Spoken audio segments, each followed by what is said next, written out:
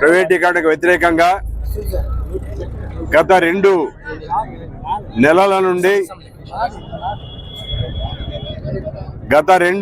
నుండి చంద్రబాబు నాయుడు గారు చేస్తున్న ప్రైవేటీకరణ విధానానికి వ్యతిరేకంగా పెద్ద ఎత్తున ప్రజల్లో స్పందన రావడం జరిగింది. దానికి చిహ్నంగా సుమారుగా 1 కోటి సంతకాలు పైబడి ఈరోజు రాష్ట్ర వ్యాప్తంగా స్పందన నుండి సంతకాలు చేయడం జరిగింది. చంద్రబాబు నాయుడు గారు సుమారుగా ప్రైవేట్ కాలేజీలన్నిటికీ జీతాలు నేనే భరిస్తానని 2 సంవత్సరాల వరకు మన జీవో విడుదల చేశారు.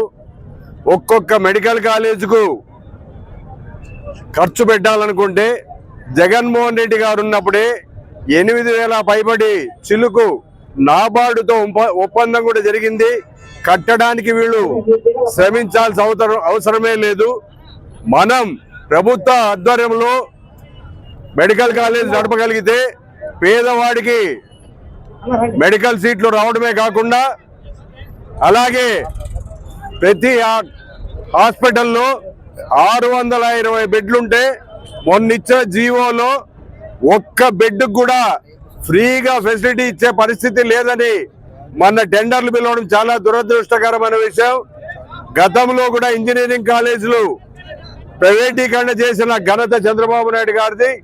అలాగే ఈరోజు ప్రైవేట్ కాలేజీలు 17 మెడికల్ కాలేజీలు జగన్మోహన్ రెడ్డి గారు ప్రభుత్వ తరఫున నడపాలి. ప్రతి పేదవాడు డాక్టర్ కావాలి, ప్రతి పేదవాడికి మనం ఆరోగ్యాన్ని ఇవ్వాలనే బాధ్యతతో ఆయన బాధ్యతాయుతంగా అన్ని కార్యక్రమాలు చేస్తే ఈ రోజు స్థలంతో పాటు కేవలం 99 పైసలు లీజుతో ప్రైవేటీకరణ చేసి దోపిడీ దాంట్లో వాళ్ళను దోచుకోవడానికి అవకాశం కల్పిస్తున్న ఈ చంద్రబాబు నాయుడు గారు ముఖ్యమంత్రి గారు ఇప్పటికైనా కళ్ళు తెరిచి ప్రభుత్వ ఆధ్వర్యంలోనే దీన్ని నడపాలని డిమాండ్ చేస్తున్నాం.